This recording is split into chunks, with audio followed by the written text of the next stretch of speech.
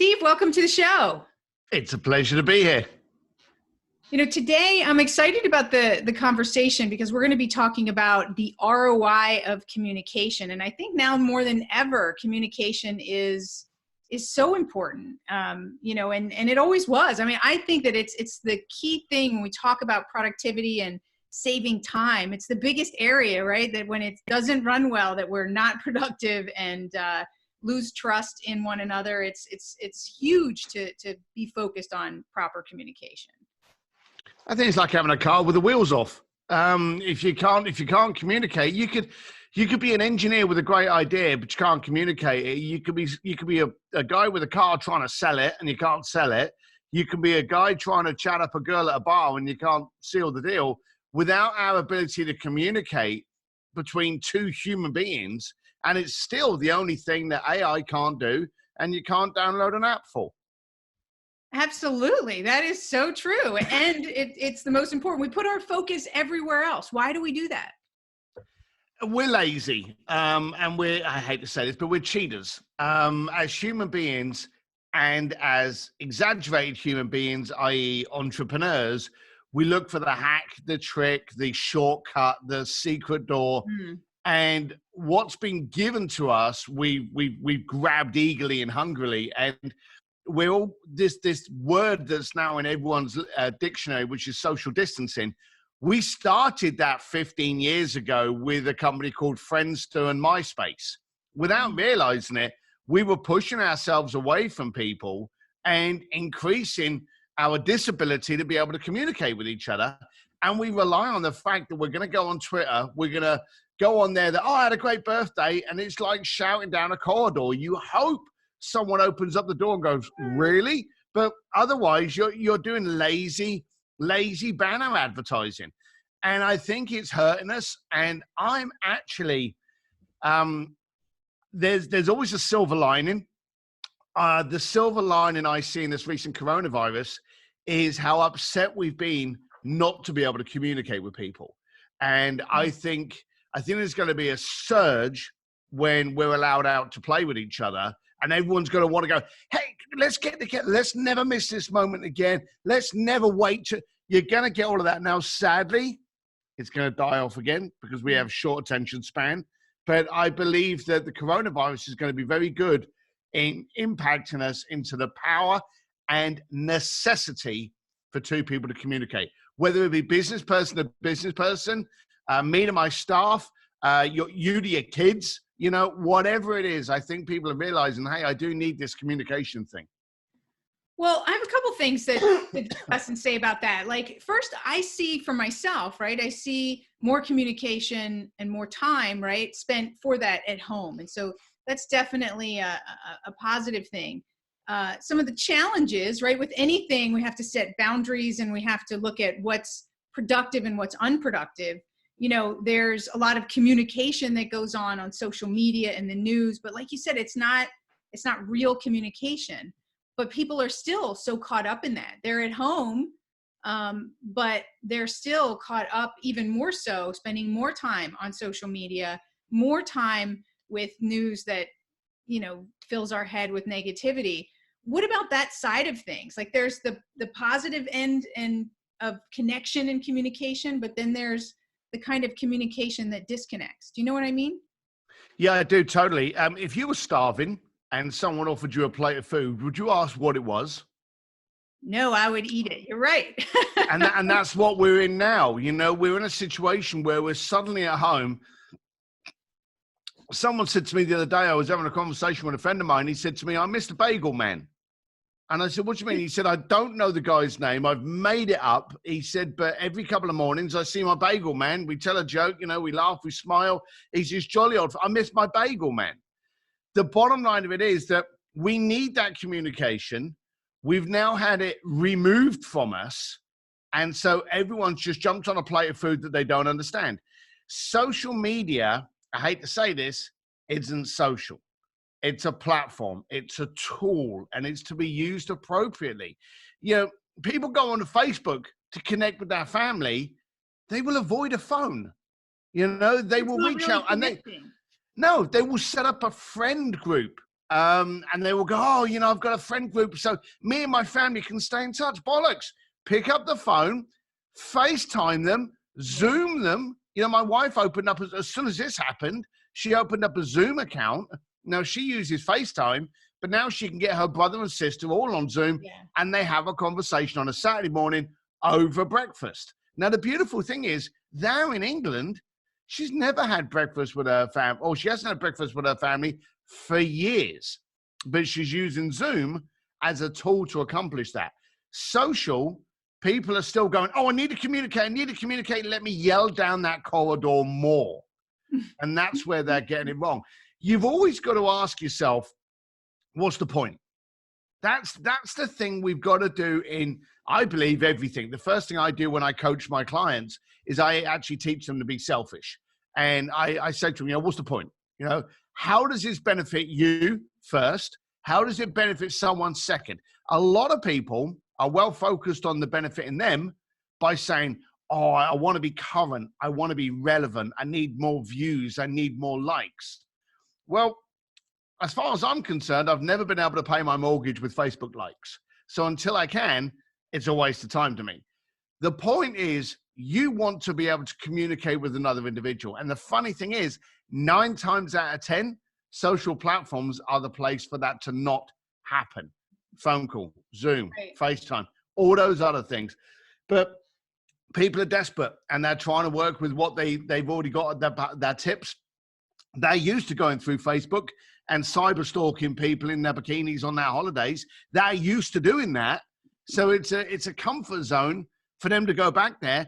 And basically, let's be serious, Facebook is a great big voyeur platform. It's where we can all stare at other people and then not have to be part of the conversation. And now we're trying to use it as the conversation. And I think that's where we're going wrong.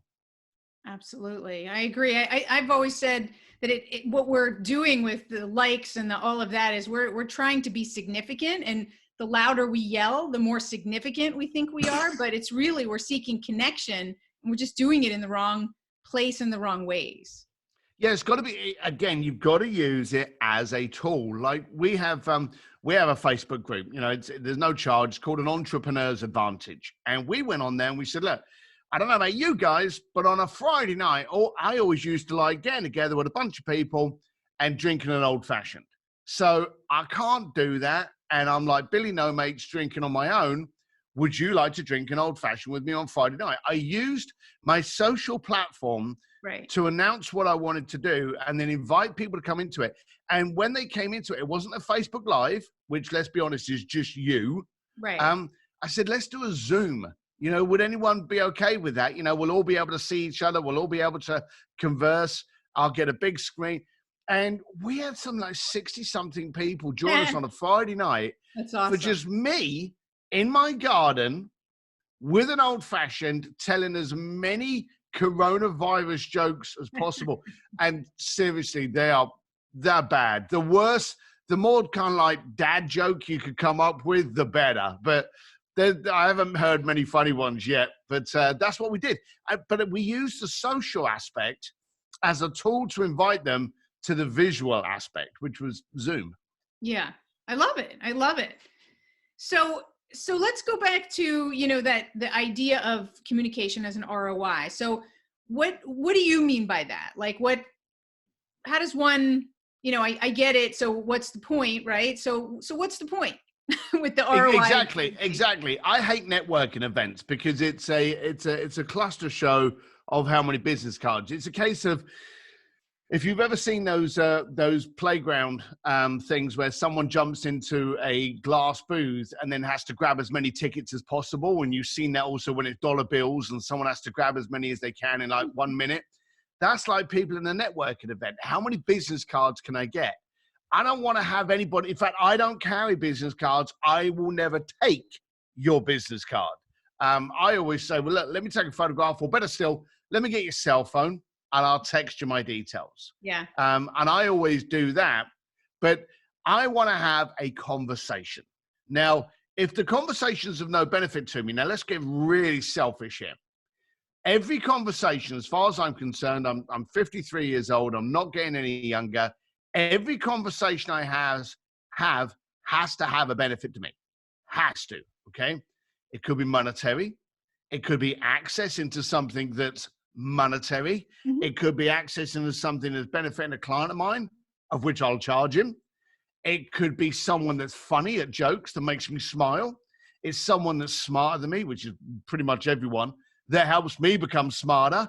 It's someone that maybe challenges me. I got friends that, you know, some of the banter, you'd almost think, do they like each other? But I'll have a friend going, well, why the bloody hell are you doing that? You know, Right. what's the thought process behind? He's not saying I can't do it, but he's delving into Challenging. the reason behind it. And so and I'd come out of a conversation like I've been in 10 rounds with Mayweather. I'd be like, oh my God, was that a night out, or was I just grilled? But everything's going to benefit me. If I'm in a woofy kind of conversation, hi, how are you? Where'd you come from? I'm gone. I'm like a 2-second bailed. I'm out. You know, I want to say, hey, you know, why are you here? How does this benefit you? And you've got to think, and we spoke about this briefly before, when you're focusing on the ROI, that means you've got to put your effort into it. And I'll use a little example as I do when I'm talking on stages. I always show people a lot of the people that I know, you know, the throwing names around, the Bransons, the Musks, Elton John, all of these people, okay? And I show loads of pictures of those. And then I say to people, do you know why I know all of these people? Do you know why I can text every single one of these people? It's because I have these. And I show a picture of a sequoia tree. And then everyone's like, you know, why is he showing a picture of a tree? And then I go to the next slide, which is a seed. Now, the sequoia seed, like every other seed on the planet, is minute. And the bottom line of it is, that's your relationship. Now, if you were given a sequoia tree, and sequoia trees are the biggest trees in the world, they're so powerful, you can cut a hole in them and a bus can drive through up in Yosemite. But if someone gives you that seed, 99% of the time, you're going to ignore it. You're going to put it in your desk, put it in your wallet, put it in your pocket. You're going to put it in so many different places, which is not conducive to it growing, and it will die. But if you focused on it and you put it in the proper kind of soil, proper kind of water, fed it, excuse me, fed it, nurtured it, pruned it, as it broke soil, you protected it, stopped it getting trampled on by animals or your pets or whatever. If you put a lot of energy into that in its early stages, you'd end up with something so strong and powerful, you wouldn't have to worry about it for years to come. Right. And if you think about those friends, I was just going to say that, right? Yeah. There's certain friends that we know that years can pass, right? People from college, people from high school or whatever, and you can just pick back up where you left off, right? That giant. Because you spent all the effort at the beginning, because you grew. Sadly, I'm going to argue that point. Sadly, a lot of people keep friends from places like high school and college and stuff like that because they're familiar. You may not actually like the person, but I knew him from school. You know, people like familiarity. When I meet someone for the first time, I have to make sure for 3 months I'm in that person's face. I'm on that person's mind. Okay. If I want a relationship with them. Okay. Well, and let me just clarify that, because I think it's important what you're saying. So, because there's also, there's adding value to somebody's life, right? And there's just getting in someone's face and being maybe annoying or, you know, whatever, like just not, I think, is that a distinction, right? That you're looking to add value to somebody's life and create a relationship that is, you know, an exchange. Is that right? Well, if someone rewinds back in this podcast, I said that there were two things: what's in it for me, right, and what's in it for them. Right. Now, at this moment in our conversation, I'm talking about what's in it for me. Okay, so I'm only on one side of the fence at the moment. If my head tells me I want to know that person, I want to work with that person's more intellectual, that person's stimulating, that person's funny, I want to hang out with it. If I've made my decision that I want that person in my world, then the next decision needs to be, what can I put in theirs? You know, what can I bring to the table? Now, it may be that they're in a business that I can offer them some advice. I can offer them a solution. I can challenge them. I can tell them funny jokes. I can bring them an investor. I can bring them clients. What you've got to do now is once you've made the decision, it always starts with your decision. Again, think about you on a plane, plane's about to take off, stewardess stands up and says, in the case of an emergency, the air mask will drop, put it on yourself first. That's the same situation I'm talking about now. Yeah. You've got to be the one that makes the conscious decision. I need to have a relationship with that person. Once you've made that conscious decision, then it's a case of what can I bring to the table that they're going to be excited about? And that's when you start. I said to you that I will spend 3 months being in front of them. I will spend the first 2 weeks of that relationship stalking and trying to find out what I can bring to the table. Now, you could have been at an event. You could phone up the host and you could go, hey, I met up with Mary. We had a great conversation. She mentioned something about a book or that she was starting a new bakery. You know, can you tell me a little bit about that? I want to bring some value to the conversation. Mm-hmm. Now, if the host that you're contacting sees how you, and this isn't just a one-time deal. So if I go to a host of a party and I start that conversation, they already know how much I value relationships. They already know that I'm not wasting my time with everyone at the party, that I'm laser focused. So they already know it. So they're like, well, actually, she's got 2 bakeries. The first one actually fell apart, but this one, she's actually specialized in this. Then you can go back and go, hey, Mary, it was nice to meet you the other day, but I've done a bit of stalking on you because I found you really compelling and interesting. Now, understand, everyone says about stalking and they go, well, that's a bit rude. Yeah, that's a bit invasive. Right. You know, shut up. The bottom line of it is we all know that if we're going to meet someone in a couple of days' time, we Google them. We look them up on Facebook. We look them up. Yeah, exactly. It's an of course. Everyone kind of go, oh, I don't like that. But as you just said, of course, we do it. Okay. Well, and you qualified it. You said, because I found you engaging, right? And so that's right. And I think what's important, I thought you were going there next, and I know that this is what you're about. It has to be authentic, right? People also don't want to have, there's some people who interact with me who kind of like say all these nice things and blow smoke up my butt, but I don't feel like they really mean it. I feel like they're trying to get something from me. So I think that it's also important that we check in with the energy that we're showing up in and make sure that it's really genuine. Yeah.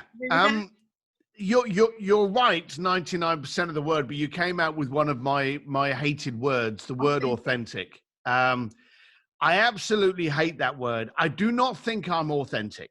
Okay. I think I'm transparent. If I come to you and say, hey, I found you so interesting, so compelling that I really wanted to chat with you, I'm being transparent. Now, you just said about these people blowing smoke up your butt. They probably want something from you. We can guarantee you're right. Okay. Right. What they failed. I just don't like the way they're doing it because it's not genuine. Well, if they tweaked it, okay, because everyone loves flattery, you know, so they may be good at some of the parts, but I sense the thing that they're missing is they're not bringing the value. If someone's going, hey, you're so wonderful, you're so beautiful, but do you know, I've got a tip on how you can make your hair glossier. I got a tip on how you can be taller. You know, then you're that kind. Oh, okay. Now, yeah, there's an interest. But a lot of people now, they come along, they think flattery, that will get me everywhere. No, people are smarter than that. We're smarter than that now because we're more suspicious than we've ever been. So if you can actually say, again, continuing that kind of, hey, you were so engaging. I loved that. I loved our time together, that I actually contacted the host and spoke to Mary about you, and she told me about your 2 bakeries. If you don't mind, can you tell me why the first one went pop? Because I want to see if there's any nuggets in there that could actually make the next one just go through the roof, you know? And you're bringing some care into it. You're bringing transparency into it because you're asking direct questions. I've gone up to celebrities, famous people. And the first way I start a conversation is, hey, how you doing? My name is Steve Sims. You don't know me. Now that's bloody obvious. Right. Okay? Right. But the funny thing is, it lowers a barrier because you're stating the obvious. You're getting the elephant out of the room. And then you can follow along with something like, hey, I'm not a stalker, but I do like the charity that you're actually part of. And I came up with a couple of ideas how we can increase the traffic to that. Would Hmm. that be of interest for us to chat about? You've actually done, now I did that. I ended up working with Sir Elton John for about 8 years. I did this 8 years ago. Wow. 8 years ago, I did the exact same thing that I'm talking about now. I turned up with an opinion on how they could get more people into the event, and I brought it to the table, and it worked from there. So that's the bottom line. You've got to step up with value. Greg Reed, we mentioned Greg Reed at the beginning of this Right. conversation. Greg would phone me up and he'd just say, he was one of those challenging morons. He would phone up and he would go, "Why are you doing that, Steve?" I'd be like, "Well, I'll do it." He's like, well, excuse me. That's that sounds great, but what about your energy being here? Or have you thought about this? And I can't meet Greg without Greg turning around and going, "Hey, brother, are you working on this now? Or how did that go?" He wants to know. He Right. actually cares. Yeah. And that's why we have the relationship we do. And that's why you can enter into any relationship on the two understandings of, one, do you want it? And then two, what's going to make them want it? Mm. That's really, really powerful, right? And very simple. What's in it Totally for simple. you, what's in it for them, and then add that value. So, you said a lot of interesting things in and around this. So how did you end up, like, we don't know the backstory of you. What made this area of communication being and connecting with celebrities and one of the things that you do, if I remember correctly from when we met, was you make dreams come true, right? So you organize these like amazing opportunities for people, and you find the obscure, right? And so tell us more about that and how and why you decided that was an area for you to specialize in. Not sure I decided. I think it was one of these things that, the stars aligned. Yeah, it found me and kind of like dragged me through the mud a few times. Like all entrepreneurs, we know more times that we don't fit than we do fit. And I remember as I was growing up as a 15-year-old in England, working for my dad's building site, that I was like, is this it? I've left school early. Now on a building. Is this really life? Because it's not very much fun. And so in the early stages, I got into a lot of, not trouble, but a lot of distress because I bounced from job. I would go to work in the morning for a new job at 9 o'clock, 2 o'clock in the afternoon. I'm like, well, that doesn't challenge me. I'm walking off. And I would leave. And my mum was like, "Oh, you've got ADD," which, bearing in mind, in the 80s and 90s, they were giving you tablets for. And she's like, "You're ADD, you can't settle, blah, blah." And so it was a self-path that my mum just thought, "I'm going to go to jail." That's it. He can't sell, heads all over the place. He's going to get in trouble. I had nothing to challenge me. I had no mentors that I could look at. I had no one that I could go, "I want to be that person." As I bounced around the walls, one of the jobs I had was a doorman. And by now, long story short, by now I was actually in Hong Kong because I'd applied for jobs in other countries because I was starting to think, well, maybe it's the country. Maybe just England's got nothing, So Right. I applied for a job in Hong Kong, lasted one day, got fired.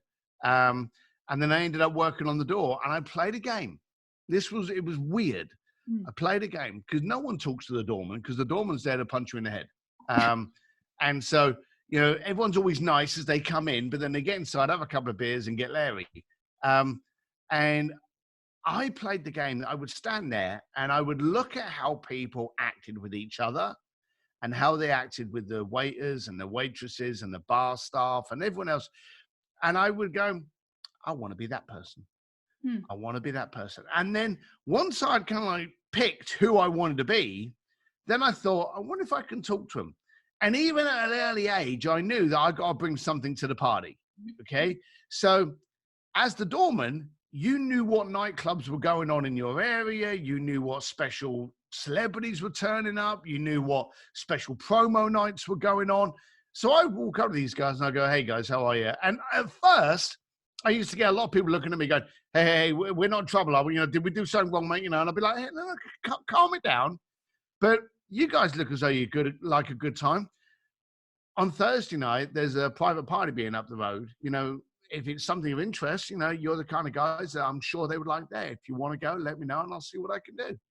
And I became an excuse, a reason for them to talk to me. Yeah. Now I'm having conversations about that nightlife. So I went from party promoter to doing my own parties to end up working with everyone from the Kentucky Derby, New York Fashion Week, Sir Elton John's Oscar party, Stade Polo, Formula One in Monaco. It just grew from there, but it always had the same reason behind it. Right. I wanted to be able to communicate and associate and circle with affluent, powerful people. Why? Because the classic line, you are the combination of the people you hang around with. All of my friends were broke-ass bikers. But if I could get into a room full of billionaires, then guess what I would end up becoming? So that's how it started. And the funny thing is, this will make you giggle. It doesn't take too many seconds to speak to me to realize that there's nothing that I wouldn't ask for. I'm not embarrassed about asking for what I want. Right. I actually told my wife that once I built up this network, I would ask them for a job. The whole concept was that I would be asking them to help me. Never happened. I built my own industry where they needed me more than I needed them. Smart.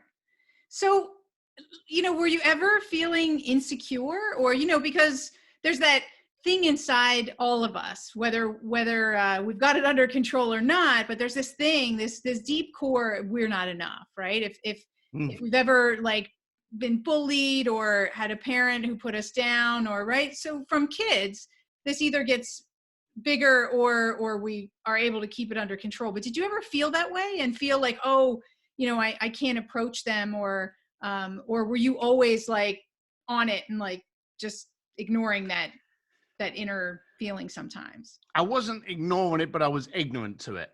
I didn't recognize it. And the funny thing was that from birth, I've been on motorcycles. And now I live here in Los Angeles. I don't own a car. I haven't owned a car for, I think, like 16 years. I'm always on motorcycles. And when I lived in Asia and when I lived in Switzerland, I always had motorcycles. And so I would turn up to my client and I would turn up, black leather jacket and a crash helmet in my hand and start working with them. Okay. It was just the thing that happened. People used to say, when he turns up, you're going to have somewhere for him to park his bike because he doesn't have a car. People are like, really? Yeah, he doesn't drive cars. So it became my thing that they would always expect me to turn up with a crash helmet. In fact, I remember going to an event that I was asked to actually go to, and I turned up in a car, in a like a taxi and Uber kind of thing. And they went, oh, we wanted you to walk in with your crash helmet. They went and borrowed a crash helmet from one of the Bell staff so that I could walk in with a crash helmet. So it had the full effect. And I was like, all right. So I didn't. Doesn't it mess up your hair? Well, sometimes, but sometimes I just think to hell with it. That's why it's scruffy today, because it's too early here. But I remember, and again, you don't know when this little bug's going to pop out of your ears. I remember I was 7 years into doing what I was doing. I had already some of the richest, most powerful people in the planet as clients. I was flying around the world, going to stately homes to see clients, heads of governments. It was just crazy times. And then one day I woke up and I went, ooh, I can't keep turning up on a motorcycle. That's stupid. And of course, then it happened. I bought a Ferrari. I bought tailor-made suits. I went out and I bought an expensive Audemars Piguet watch. Okay. All of these things for you. I bought all of these things for you to be impressed with me. I didn't buy a new Ferrari. I bought a 1971 classic. So it was more, I was more of a connoisseur of vintage Ferraris, Right. And my suits had waistcoats and stuff. And I really was trying to impress you. Now, the funny thing is, all of this stuff was baggage. All of this stuff was weighing my shoulders down.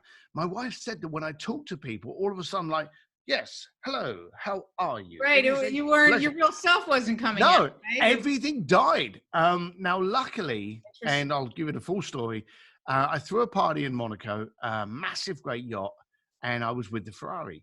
And I stepped out of the party, and we moved the Ferrari over to the boat next to me because the boat next to me was bigger than the one that I was throwing the party on. And I got my photograph taken outside of this yacht in this Ferrari. And I had, the heads of the heads of the heads on my yacht. Okay. But for some reason, even then, it wasn't good enough. It wasn't big enough. Right. I went back to my home and I got the photographs in the. It was one of those days where you took the roll of film out of your camera, you sent it off, and anywhere within the next 3 years, you got your pictures back. So I remember sitting in my office one day, and I had a penthouse in Geneva. I wasn't doing bad. I had a penthouse in Geneva, and I'm flicking through these photographs of this guy trying to do his best Don Johnson Miami Vice, leaning up against a Ferrari, and I realized I wasn't in these pictures. It wasn't me. Right. It was some jackass that had sold himself to try and impress you. Now, these people had already come to the party because they knew me. They'd already paid good bucks to be there. The deal had already been done. But I had shown up as someone else. I couldn't have looked dumber if I'd have turned up as like some kind of football player mascot with a big furry head on. And it actually upset me enough that I locked the door and I went into a drinking binge for about 3 days. It was a very dark moment of my life. I came out of it. Same day, we put all the suits. Now, funny enough, we put all the suits in the closet because I thought, it's a suit. You never know when you need a suit. Right. That was in 1997. I think about 2006, just before the recession, I was living in Palm Beach and we opened up one of the boxes from our place in Geneva and I found all of these suits and they went to Goodwill. So they never got worn again. Yeah. The watch actually got hocked because the watch company wouldn't take it back. So I sold the watch. I got rid of everything and went back to who I was. And I was thinking, I will sell anything in the world that benefits you, but I will not sell me.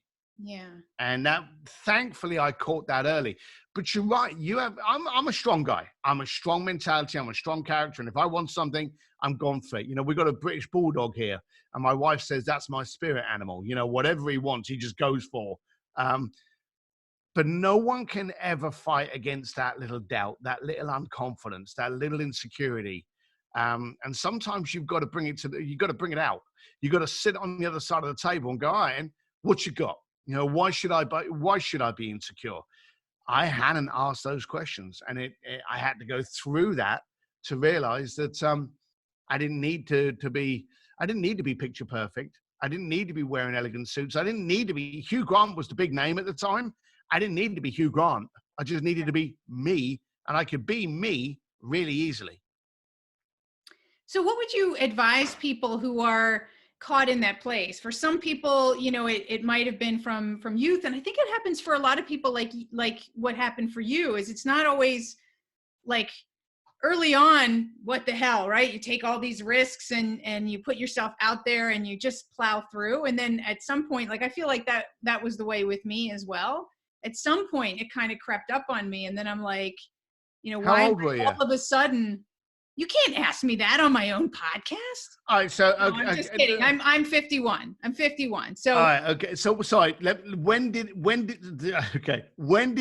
you look 33? Well, so let's get that out of the way. But when did it actually come up to you? When did that doubt come in? What age? Actually, for me, I lived in Switzerland too, so we have a lot in common. I lived in Zurich, Switzerland, and I built up an IT business. Built it up myself and hired people, built it up to a multi-million-dollar business and sold it to a public company. And it was after that I was like, well, even though in my head, I knew that, well, I did it once, I can do it again. But there were all these expectations now that I didn't have before, right? So all of a sudden I have these expectations of myself and I believe others have these expectations of me. And then then maybe fear or, those different types of feelings come up. Like, can I, maybe I'm not good enough. I can't get to the next level. It was a fluke, imposter theory, right? I fell into it. So I think that there's a lot of people that experience it also after an initial success and not only before. Like you said, I think it's a common thing. What would you advise people to,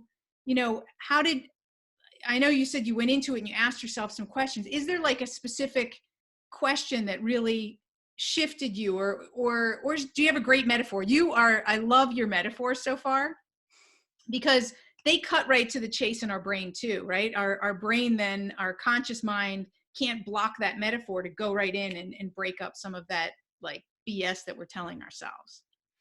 The danger, first of all, is you think it's something that's dedicated to the youth. You think that insecurity and instability and not knowing what's going to go on with my life, you think that's something you only get when you're 17 and 18 years old.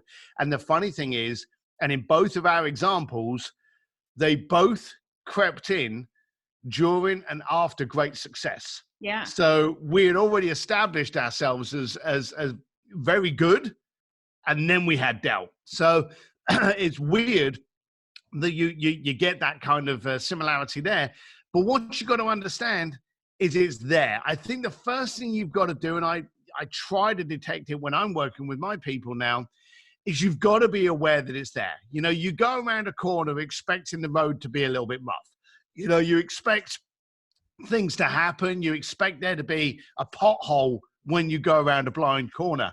If it's not there, great. If it is there, you're prepared for it. Yeah. So you've got to understand and just recognize that self-doubt is 9 times out of 10 inside of us. Oh, but yeah. So once you've recognized, hey, it's in there. I may not see it yet, but one day it may rear its head. You can start preparing yourself. And I found since, and it's great to sit here and go, well, I went through it. It cut me to the core. It nearly ruined my relationship with my wife and my kids and everyone. So it hurts. But you can recognize it now. You can recognize the telltale signs. And that is when you start questioning yourself. And the trouble is, when you're questioning yourself because of that doubt, you're only questioning yourself on one side of the argument. Am I good enough? Am I good looking enough? Am I smart enough? Can I do this? Wrong. The other side then needs to step up and go, well, why can't I? Well, hang on a minute. It's been working so far. Sure. Does it matter about my height, seeing as I've already built this business? You know, you've got to start bringing the other partner to the argument. I think that's a great way to look at it. I agree with that. You know, I used to work with Tony Robbins. I was a coach for Tony Robbins. And one of the methods that he uses that we would work with people all over the world is exactly that. Like if you're blaming somebody, well, you know, look at the other side and blame them, not just for what they did to you, but what you got from it, like how it changed you and made you better. Right. And it weighs things out for you to kind of, you have to see all perspectives before you can take it in and decide what you're going to give, what meaning you're going to give it. Yep. So I think that's a great advice. And something struck me, and then I know that we could talk forever. I'm loving chatting with you. But we're going to have to bring our session to a close. But you mentioned something earlier that you played a game while you were, at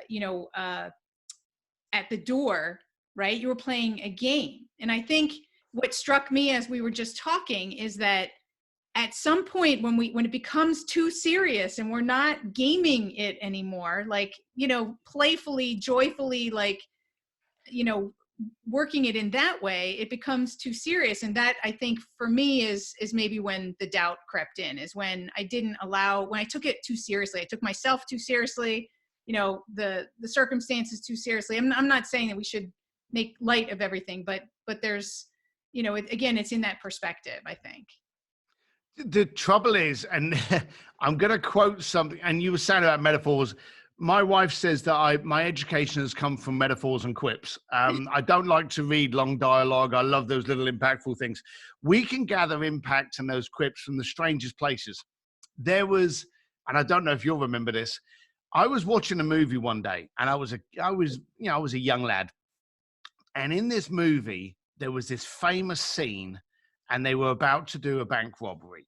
Okay, it was typical. Well, I'll say it was a typical. It is probably one of the most typical men movies, big bro kind of, you know, movies out there. And in the bus, and I'll leave it because I'm wondering how many people listening to this will go, I know that movie. I already know what it is, I think. There's this guy called Bodie, and he turns around at Johnny Utah, and he says, fear causes hesitation, and hesitation will cause your worst fears to come true. Mm. And I was watching this movie as a lad with what I'm thankful now as my wife. And I was sat there and I was like, oh, and I missed the rest of the movie because this had hit me so much that it wasn't the fear that creates the problem. It was the hesitation. Now we're in a coronavirus pandemic at the moment. Coronavirus is not the problem because they're fighting it. They've got intelligent people working it. It's the idiots that are buying toilet roll and just killing the shelves, and the pandemic of stupidity that is going to be the aftermath problem. Yeah. Because you can guarantee they're going to find a cure for this. We're going to find a vaccine. Yeah. We're going to get over this. But we're not going to get over stupidity. So the problem is, I think what we've got to do is recognize that fear itself actually is never usually the problem. And funny enough, people don't always recognize fear. Fear, when it kind of, you can play with fear. I ride motorcycles. I used to fight kickboxing. When I used to step into the ring, or now when I'm on a motorcycle and before the green light goes, every molecule of my body is alive. Mm. I'm terrified and excited and thrilled and pumped. It's that moment when you come alive. Now, entrepreneurs, like now again, I've seen some dynamic, creative entrepreneurs now because they've gone, right, green light's just about to go. I've got to get ready. And I've noticed that people have to recognize it. But the fear should never be the problem. It should be the fuel. And I think you have to giggle, and we joke about this in my family. We have to giggle about what we get away with. Okay? I like that. We're sitting here at the moment, drinking our old fashions, having conversations all over the world via Zoom, closing deals, and none of that was ever taught to us at school or at college. Like I left school at the age of 15 years old, and I've lectured in Harvard twice. Okay? Both times I went in there, it was only 2 times I went there, but I remember the first time going in there going, this is absurd. And then when they invited me back a second time, I went, are you serious? You want me to come back? They were like, yeah, we'd like to, what? So you've got to be able to have a big smirk with what you get away with. Entrepreneurs are there to challenge and to see what fun they can have along the way. Absolutely. Well, that's a great place for us to end it. Thank you so much for, our conversation has gone in a lot of different directions and so many nuggets in your wise words. I appreciate it. Thanks for having me. And thank you all for being here. And if you didn't catch it, go and listen again, because sometimes it's not in the first time that you listen to something that you catch, like Steve did, that one quote.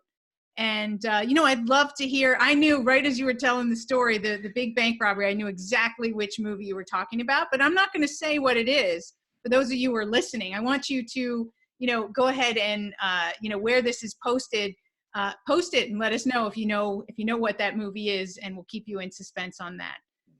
So thank you all for being here. My name is Penny Zenker, and this is Take Back Time. We'll see you on the next episode.